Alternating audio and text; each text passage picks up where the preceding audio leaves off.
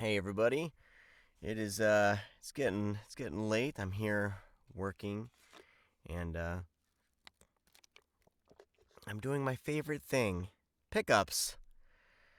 Pickups are, if you don't know, so I hire a proofer if I'm editing my own stuff, which it's looking like the next handful of releases I'm going to be sending all that to an editor, so I do not have to edit myself because I am getting sick of editing. My work load is too much right now, and especially doing this part time, I need to get an editor involved. So, there's a lot of numbers and math in there. I'm doing a lot of royalty share right now, so I had to make sure that it would make sense financially. I wanted to make sure I had money earned from royalties set aside before I started turning things over to an editor. And so far in my journey, since I have the day job, it's not imperative that I come into a full big profit this year as long as I'm building my portfolio. So it makes sense. And if this is going to help me get better jobs and sound better, get paying gigs, then I need to just transition and just kind of do this. So, but for now, I am editing my own stuff. This is realm bound, Sword of the Void. So I'm editing and mastering it. So which means I'm plugging in my own pickups. And I actually kind of dig doing this. It's just when I get the list back from my proofer, I'm like, how the hell did I make so many mistakes? What is going on? And excuse me. And I really need to get my ratio down of the mess ups. It's weird. It's just weird. The human brain is really weird. Because on this one, I was like, I did good. I, you know, I didn't mess up that much. And, every chapter there's a handful, more than a handful on some of them. It's like, holy shit. So, I'm going to, let's see here. I'm going to go to, what am I doing here? I'm going to go to this screen. I should be recording. And I'm going to show you the spreadsheet that I'm working through.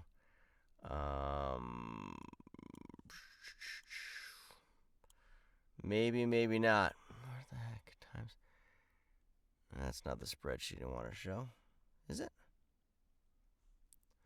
Allegedly is, but it's not showing right. Of course.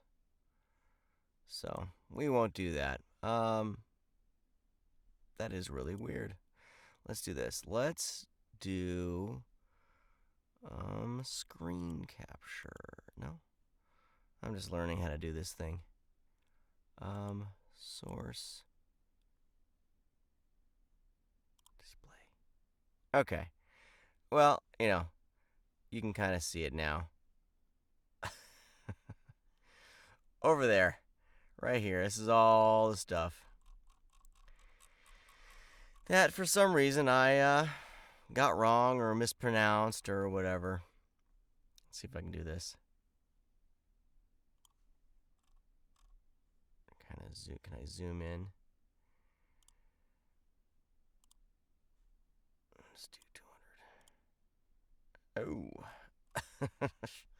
I got one of those extended screens. So maybe you can see this. We got the chapter here. This is the ones I've done already. The green are kind of manuscript errors that my proofer found. He's helping me out. So you got the chapter here, page number, which I don't really use. Time code's basically what I use, and then what I said and what I should have said. So like this one, I said, sitting in a small plot of wild overgrown brush. I should have said, each sitting in a plot of wild. I should have said, each sitting in a plot of wild overgrown brush. But I said, each sitting in a small instead of plot. I don't know how I do that. I don't know. I don't know. So I'm working through these. Let me get my screen back. Let's do this. No, that's the PDF. No. Let's go to Reaper. So I'm gonna show you guys how I do this. There we go. And then I'm gonna put myself down here, and I'm gonna shrink myself, and maybe I'll put myself over here. What do you guys think? I don't know. Okay. So, here we are. I am editing in Reaper. And there, now we can see everything. And I really like Reaper a lot. You have to kind of set it up to work in VoiceOver, and there's some good stuff. There's a YouTube channel called Booth Junkie. He has a whole series of videos showing you how to set Reaper up for VoiceOver, and it's insanely helpful. So I have the entire book recorded in here. So all the chapters marked, and then I have all these regions so I can render. So I can basically do all these fixes, and then I'll check all these down here. I'll check all these.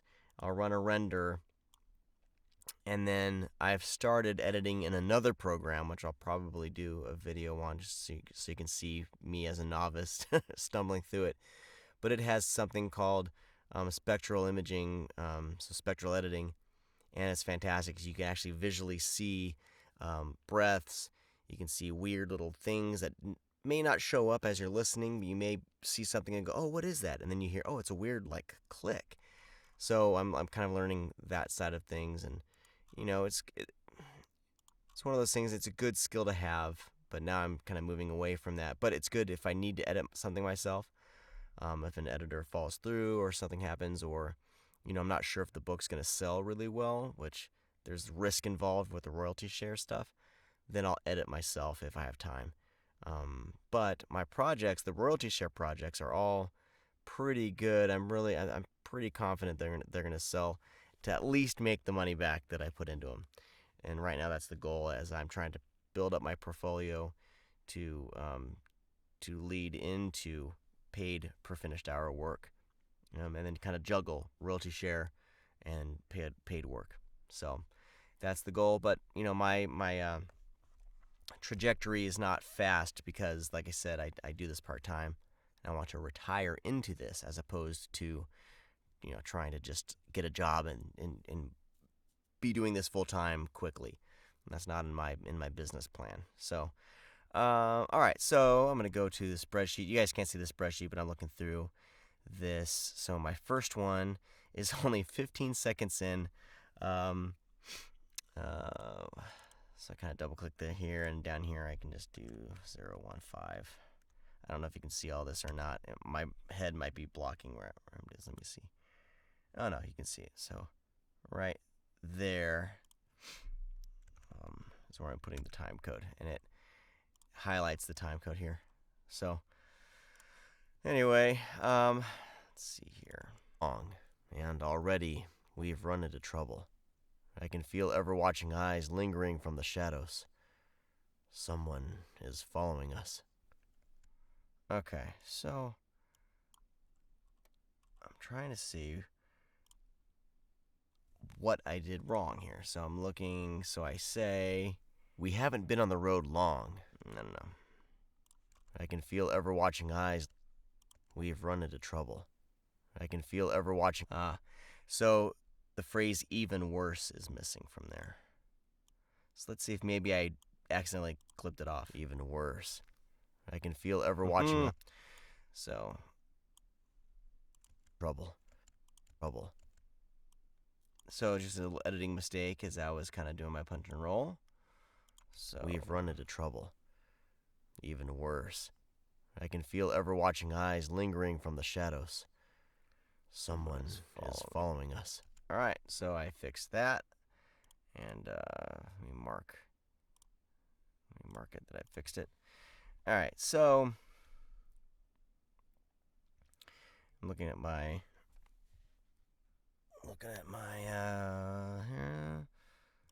I got a couple manuscript errors I need to check here.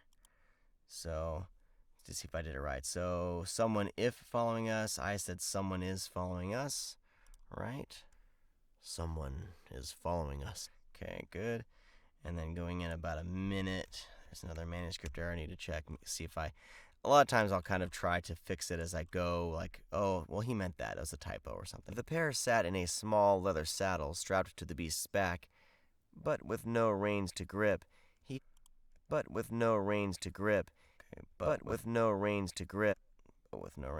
Okay, I got those fixed. All right, moving on to my next mess up. Okay, so this one, I say faces. I should have said face. Of course. So now I put in 1:38, and I can go here and see. Taking up the rear was Darian and Virgil, both a bit green in the faces as they struggle to remain up. Green in the face. I see why I would say faces, because you're talking about two people, but green in the faces as they struggle to remain up. Faces as they struggle to remain upright. So I'm going to see if I can just punch in this little section here. Green in the faces as they struggle to. So we'll see if I can do it. So now I go down here and I got my little punch and roll. When I record, I normally keep it up here in record mode when I'm recording. But when I get into this mode, punch and roll mode, in pickups, I go down here to the auto punch select items. So if you're taking notes, and believe me, I'm not the best to take notes of this yet. But this stuff, I'm pretty sure I know what I'm doing. So, all right, here we go. Taking up the rear was Darian and Virgil. Both a bit green in the face. Struggle to remain upright. A bit green in the face. Struggle to remain. A bit green in the face. Struggle to remain. Let's see if I did it. They struggle to remain upright. They struggle to remain up. See, I say struggle to remain upright, so we're gonna back that up. And I'll just redo the whole thing, that whole segment. As they struggled to remain upright. All right, here we go. Green in the face. Taking up the rear was Darian and Virgil. Both a bit green in the face. Taking up the rear was Darian and Virgil. Both a bit green in the face as they struggled to remain upright. Bit green in the face. Both a bit green in the face. Second, trim that in. This in. And both to remain upright. The six remain upright. The six of them remain upright.